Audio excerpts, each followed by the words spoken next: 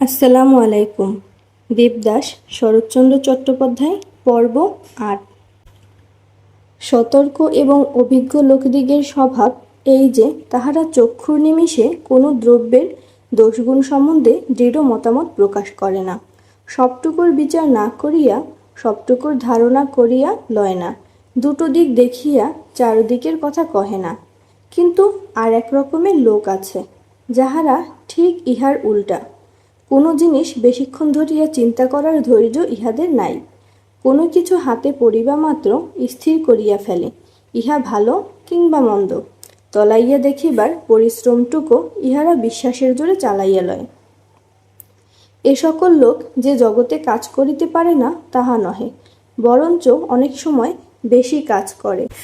অদৃষ্ট সুপ্রসন্ন হইলে ইহাদিগকে উন্নতির সর্বোচ্চ শিখরে দেখিতে পাওয়া যায়, আর না হইলে অবনতির গভীর কন্দরে চিরদিনের জন্য শুইয়া পড়ে, আর উঠিতে পারে না, আর বসিতে পারে না, আর আলোকের পানে চাহিয়া দেখে না, নিশ্চল মৃত জড়পিণ্ডের মতো পড়িয়া থাকে। এই শ্রেণীর মানুষ দেবদাস। পরদিন প্রাতকালে সে বাড়ি আসিয়া উপস্থিত হইল। মা আশ্চর্য হইয়া কহিলেন, দেবা, কলেজের কি আবার ছুটি হলো? দেবদাস হাঁ বলিয়া অন্যমনস্কের ন্যায় চলিয়া গেল। পিতার প্রশ্নেও সে এমনই কি একটা জবাব দিয়া পাশ কাটাইয়া সরিয়া গেল। তিনি ভালো বুঝিতে না পারিয়া গৃহিণীকে প্রশ্ন করিলেন। তিনি বুদ্ধি খাটাইয়া কহিলেন, গরম এখনো কমেনি বলে আবার ছুটি হয়েছে। দিন দুই দেবদাস ছটফট করিয়া বেড়াইল, কেননা যাহা কামনা তাহা হইতেছে না। পার্বতীর সহিত নির্জনে মোটেই সাক্ষাৎ হইল না। দিন দুই পরে পার্বতীর জননী দেবদাসকে সম্মুখে পাইয়া বলিলেন, যদি এসেছিস বাছা, তো পারুর বিয়ে পর্যন্ত থেকে যা। দেবদাস কহিল, আচ্ছা। দুপুরবেলা আহারাদি শেষ হইবার পর পার্বতী নিত্যবাধে জল আনিতে যাইত। কক্ষে পিত্তল কলসি লইয়া আজিও সে ঘাটের উপর আসিয়া দাঁড়াইল। দেখিতে পাইল অদূরে একটা কুলগাছের আড়ালে দেবদাস জলে ছিপ ফেলিয়া বসিয়া আছে।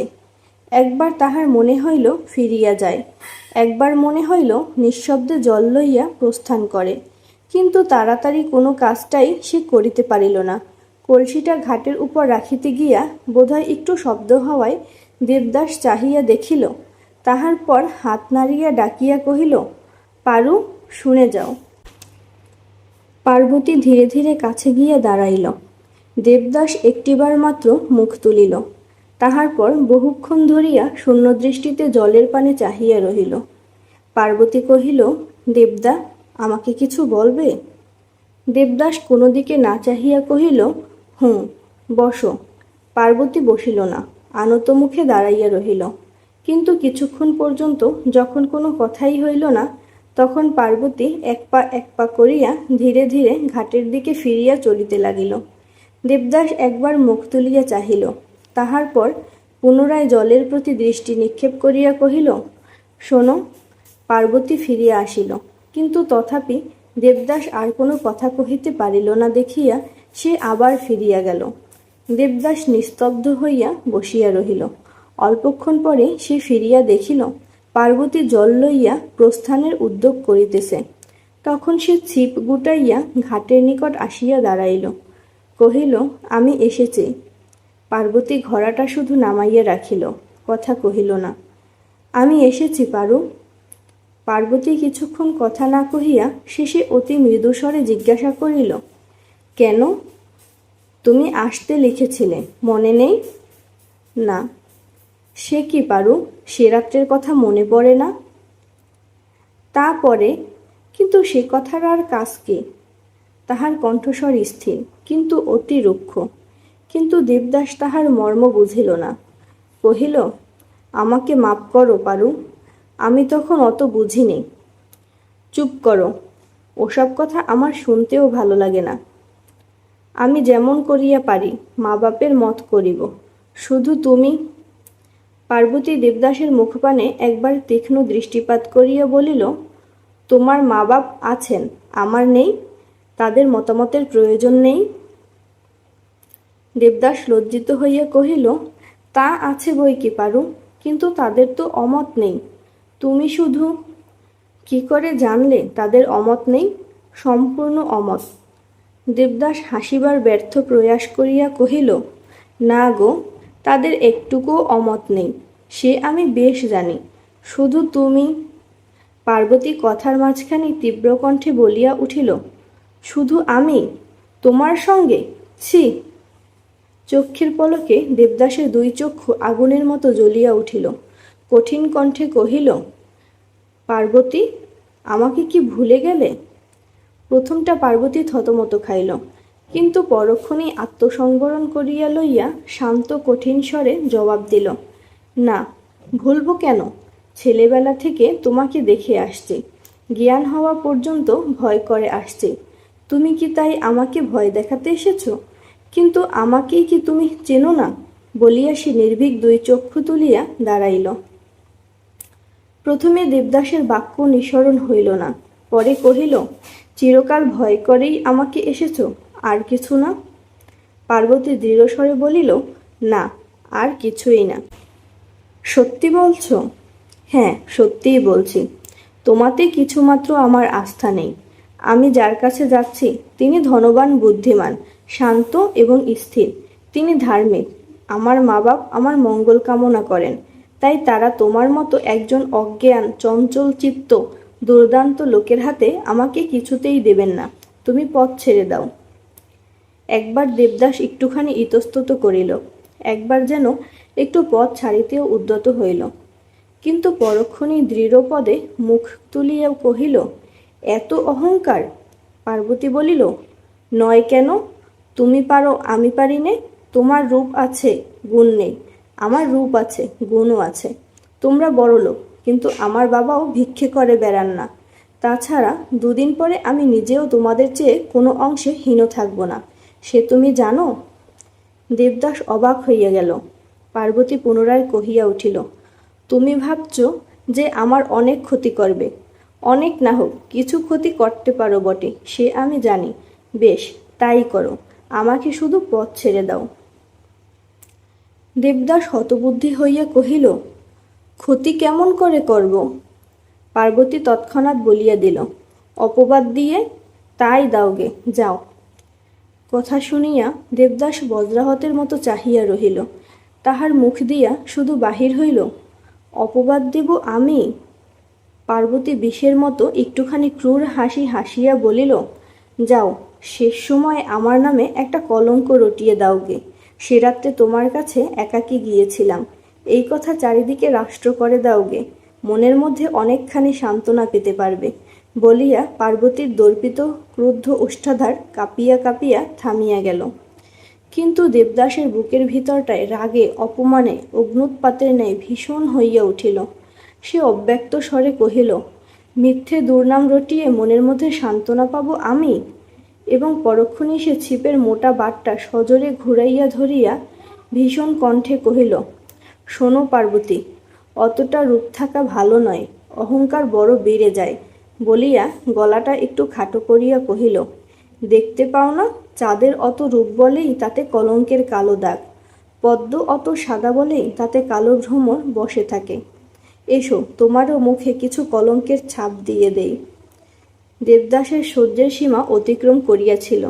সে দৃঢ় মুষ্টিতে ছিপের বাট ঘুরাইয়া লইয়া সজোরে পার্বতীর মাথায় আঘাত করিল।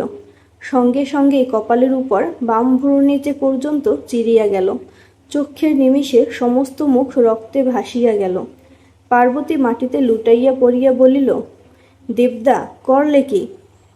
দেবদাস ছিপটা টুকরা টুকরা করিয়া ভাঙিয়া জলে ভাসাইয়া দিতে দিতে স্থিরভাবে উত্তর দিল, বেশি কিছু নয়, সামান্য খানিকটা কেটে গেছে মাত্র। পার্বতী আকুল কণ্ঠে কাঁদিয়া উঠিল, ওগো দেবদা। দেবদাস নিজের পাতলা জামার খানিকটা ছেড়িয়া লইয়া জলে ভিজাইয়া পার্বতীর কপালের উপর বাঁধিতে বাঁধিতে কহিল, ভয় কি পারু, এ আঘাত শীঘ্র সেরে যাবে, শুধু দাগ থাকবে। যদি কেউ কখনো কথা জিজ্ঞাসা করে, মিথ্যা কথা বলো, না হয় সত্য বলে নিজের কলঙ্ক নিজেই প্রকাশ করো। ও গো মা গো, ছি, অমন করে না পারু। শেষ বিদায়ের দিনে শুধু একটুখানি মনে রাখবার মতো চিহ্ন রেখে গেলাম। অমন সোনার মুখ আর শীতে মাঝে মাঝে দেখবে তো। বলিয়া উত্তরের জন্য অপেক্ষামাত্র না করিয়া চলিতে উদ্যত হইল। পার্বতী আকুল হইয়া কাঁদিয়া উঠিয়া বলিল, দেবদাদা গো।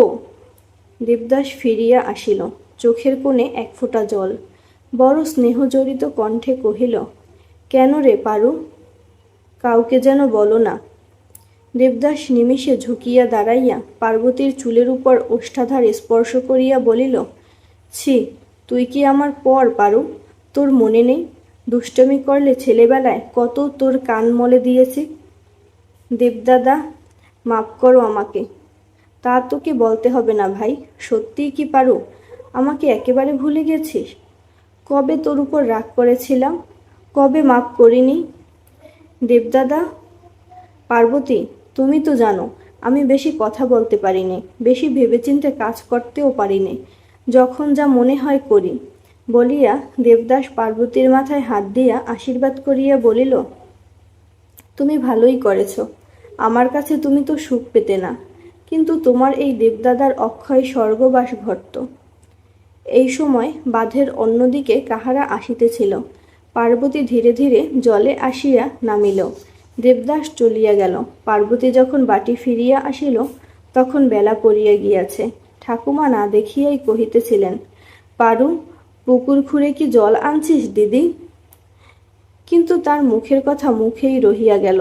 পার্বতীর মুখপানে চাহিবা মাত্রই চিৎকার করিয়া উঠিলেন, ও মা গো, এ সর্বনাশ কেমন করে হলো? ক্ষতস্থান দিয়া তখনও রক্তস্রাব হইতেছিল। বস্ত্রখণ্ড প্রায় সমস্তটাই রক্তে রাঙা। কাঁদিয়া কহিলেন, ও গো মা গো, তোর যে বিয়ে পারু। পার্বতী স্থিরভাবে কলসি নামাইয়া রাখিল। মা আসিয়া কাঁদিয়া প্রশ্ন করিলেন, এই সর্বনাশ কি করে হলো পারু?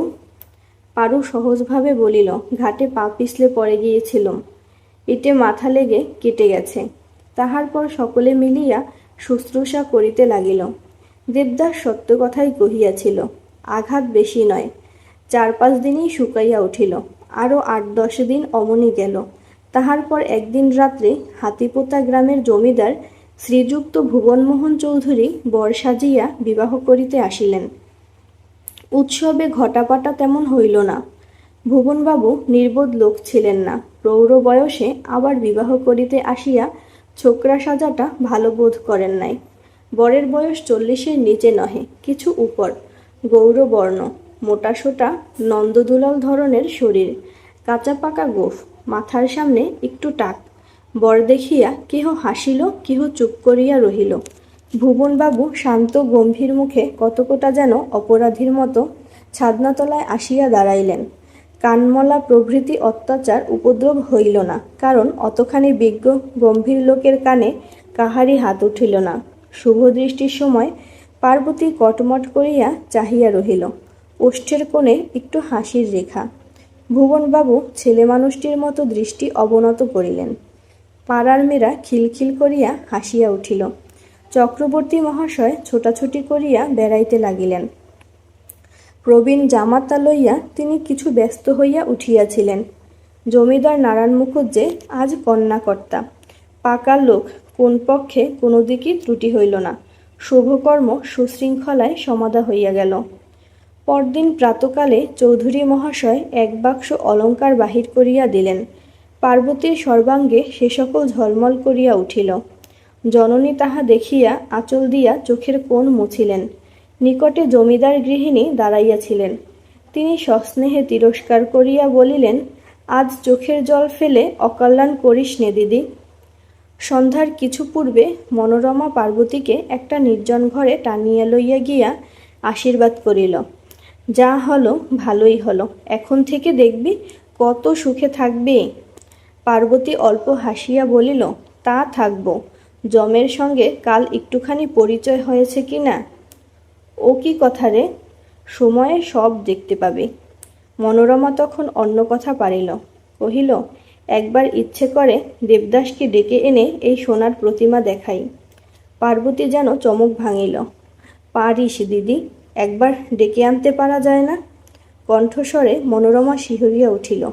কেন পারু? পার্বতী হাতের বালা ঘুরাইতে ঘুরাইতে অন্যমনস্কভাবে কহিল, একবার পায়ের ধুলা মাথায় নেব, আজ যাব কি না। মনোরমা পার্বতীকে বুকের ভিতর টানিয়া লইয়া দুজনে বড় কান্না কাঁদিল। সন্ধ্যা হইয়া গিয়াছে, ঘর অন্ধকার। পিতামহী দ্বার ঠেলিয়া বাহির হইতে কহিলেন, ও পারু, ও মন, তোরা বাহিরে আয় দিদি। সেই রাত্রি পার্বতী স্বামীর ঘরে চলিয়া গেল।